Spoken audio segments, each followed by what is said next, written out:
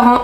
Vous l'aurez peut-être remarqué, mais j'ai dû arrêter de publier des vidéos pendant quelques semaines puisque j'ai eu des problèmes liés à ma grossesse, des problèmes de vue, et ça m'a empêché d'aller sur écran du coup pendant un bon mois.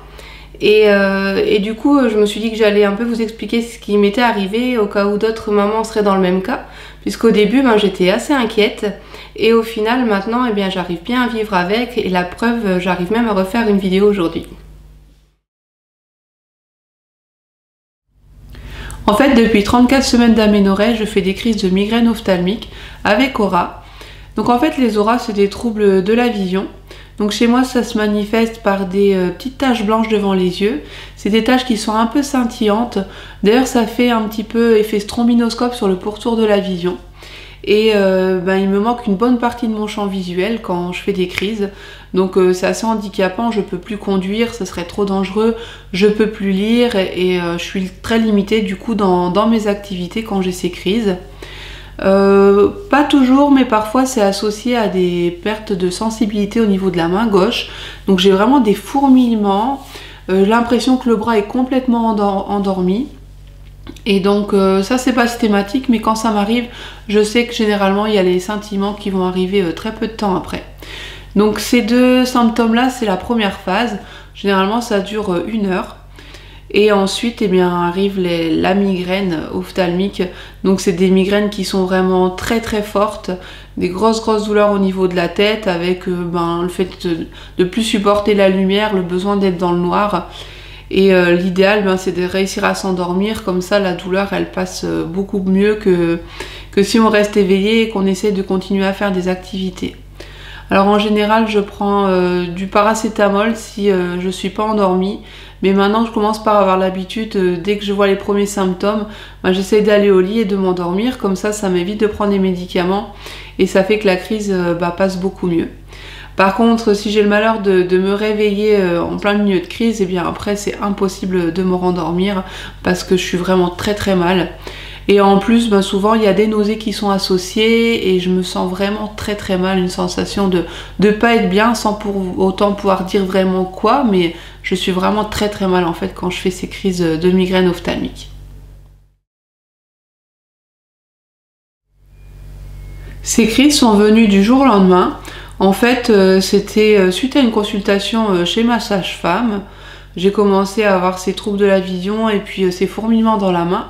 Il était 11 h du matin, donc c'était juste avant le repas. Donc je me suis dit que c'était peut-être lié à une hypoglycémie puisque j'en fais beaucoup quand je suis enceinte. Donc je suis partie manger avec mon mari et puis finalement j'étais pas trop en forme, mais ça allait encore, c'était pas une très grosse crise. Et du coup ça m'a pas inquiétée. Et le lendemain, j'ai de nouveau fait une crise, mais cette fois-ci le soir, après le repas. Et là c'était vraiment très très fort, donc ça a commencé à m'inquiéter. Et puis je sais que les mouches devant les yeux, les petites taches devant les yeux, ça peut être lié à de l'hypertension. Et j'ai un tensiomètre chez moi, donc j'ai pris ma tension. Et comme elle était basse, j'ai dit à mon mari, c'est pas une urgence, on va pas aller aux urgences pour ça. Et je vais passer la nuit et puis on verra bien ce que ça donne le lendemain. Le lendemain, la journée s'est bien passée, donc je me suis dit, voilà, c'était exceptionnel. Et finalement, le soir, j'ai de nouveau refait une crise. Et donc, ça a commencé à m'inquiéter parce que je me suis dit, une fois, 2 fois, ça va, mais là, si c'est tous les jours comme ça, c'est qu'il y a quand même un souci. Donc, j'ai fini par aller aux urgences parce que j'étais quand même inquiète. Et je savais que ma tension était toujours basse, donc j'ai deviné que c'était des crises de migraine ophtalmique, surtout que ma sœur en a déjà fait, donc je connaissais un peu le mécanisme. Mais d'ailleurs le mécanisme, c'est que c'est des problèmes de circulation sanguine au niveau du cerveau, quoi. Il y a à un moment une baisse, une diminution de l'arrivée du sang dans le cerveau, ce qui fait qu'on voit plus bien. Et puis d'un coup les vaisseaux vont se redilater et puis le sang va revenir d'un coup avec un grand débit et c'est ce qui fait qu'on va avoir des grosses douleurs au niveau de la tête.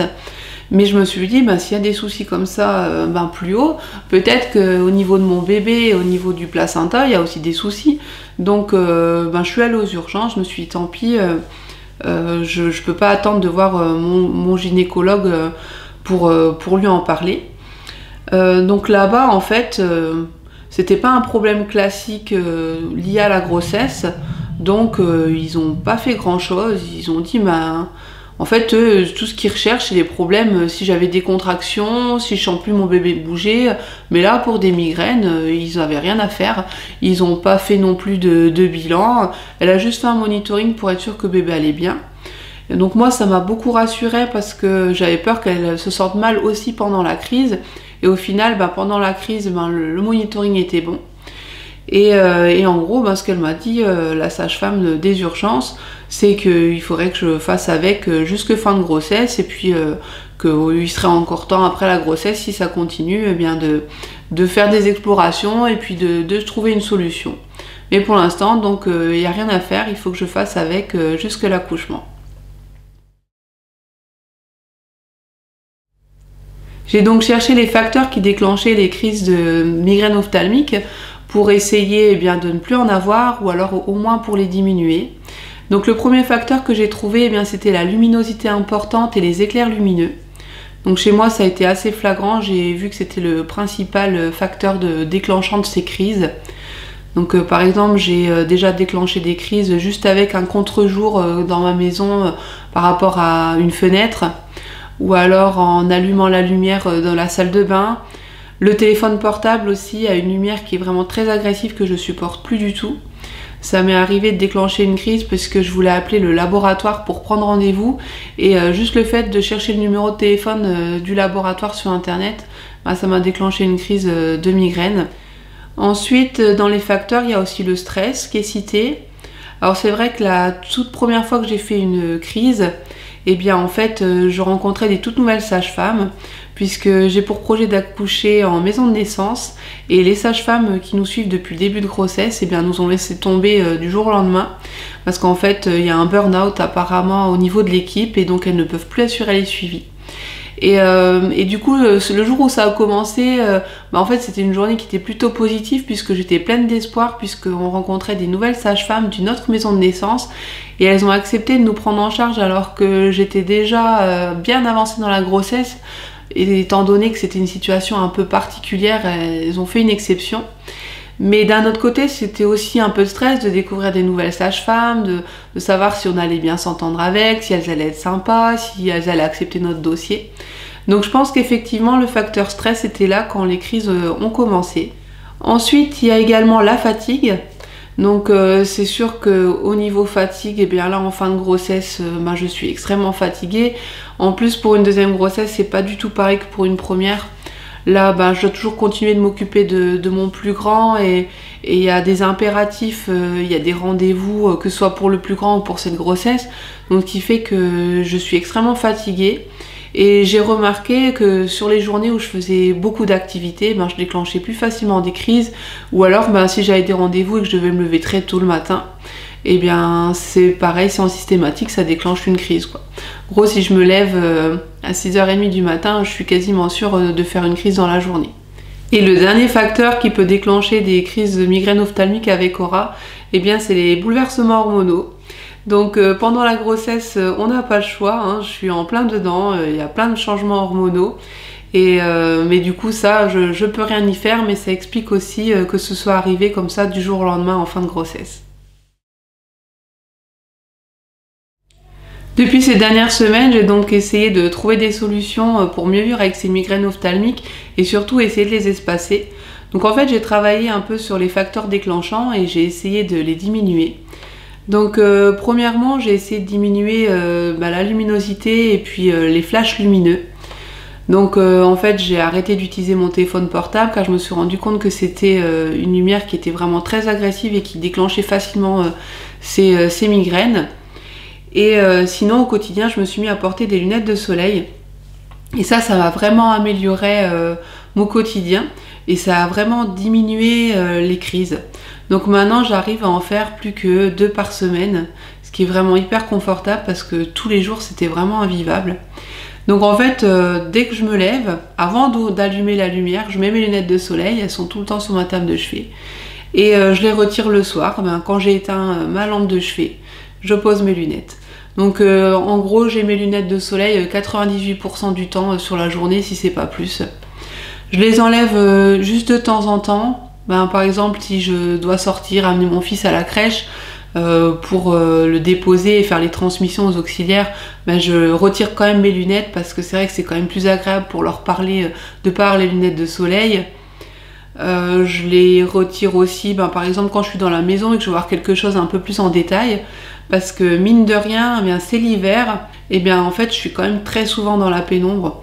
Donc de temps en temps, quand je veux voir un petit peu mieux, ben, je prends les lunettes, je les lève un peu, je regarde vraiment quelques secondes et puis je les remets tout de suite. Donc j'ai vraiment pris cette habitude de vivre tout le temps avec mes lunettes de soleil. Ensuite j'évite vraiment les supermarchés aussi. Parce que même avec lunettes de soleil, ça me déclenche quand même des crises.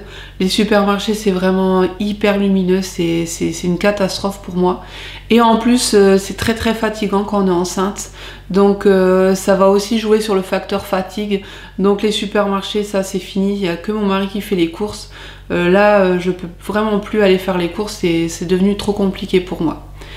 Au niveau des écrans aussi, ben c'est pour ça que j'ai plus fait de vidéos et que j'ai arrêté de donner le rendez-vous hebdomadaire sur ma chaîne YouTube, puisque ben c'est trop compliqué pour moi avec ces problèmes de vue de faire du montage. Donc là je commence à réussir à de nouveau aller sur l'ordinateur. Le téléphone portable c'est trop compliqué, mais sur l'ordinateur avec les lunettes de soleil ça passe quand même en petite quantité. Donc c'est pour ça que là je peux refaire une vidéo et du coup ben, je publierai de façon un peu anarchique puisque ça dépendra ben, de l'état de mes yeux. Donc si j'y arrive, eh bien, je ferai du montage et je ferai des vidéos, et si c'est trop difficile, ben, du coup j'espacerai. La fatigue étant un facteur déclenchant les crises de migraine ophtalmique, eh bien c'est la première chose sur laquelle j'ai travaillé. Donc je me suis obligée à faire des siestes tous les jours. Ce qui n'était pas évident pour moi puisque j'avais envie de faire énormément d'activités, j'avais pas envie de faire la sieste. Et au final, au niveau du résultat, eh bien, ça a diminué l'intensité des crises, mais ça n'a pas diminué la fréquence. Et par contre, ça a un peu joué sur mon moral parce que j'avais vraiment l'impression de rien faire de mes journées, puisque lorsque mon fils est à la sieste, c'est là que je peux faire des activités. Et là, du coup, j'en profitais pour dormir avec lui. Et autre chose, c'est que le soir, ben, du coup, j'avais dormi l'après-midi, donc j'avais beaucoup moins sommeil. Et donc mes nuits étaient très perturbées et je dormais très mal la nuit. Donc j'ai arrêté de faire des siestes en systématique parce que ça me correspondait vraiment pas. Et du coup maintenant j'ai espacé et je fais une sieste plutôt 2 ou 3 fois par semaine, mais pas tous les jours. En tout cas maintenant je suis contente parce que j'ai trouvé ces petites astuces pour mieux vivre avec ces crises de migraine ophtalmique. Et maintenant, eh bien, la seule chose que j'espère, c'est que ces migraines, elles repartiront comme elles sont venues, juste après l'accouchement. Mais bon, pour ça, eh bien, il n'y a plus qu'à attendre l'accouchement pour savoir si ce problème partira comme il est venu. Mais j'ai pas forcément hâte d'accoucher puisqu'il me reste encore 3 semaines et je me dis, ben, je veux profiter de ces 3 semaines avec mon bébé. Et puis je suis contente maintenant que je peux refaire des vidéos. Et bien j'espère d'ici là vous en faire encore quelques-unes. Et donc j'espère à très bientôt.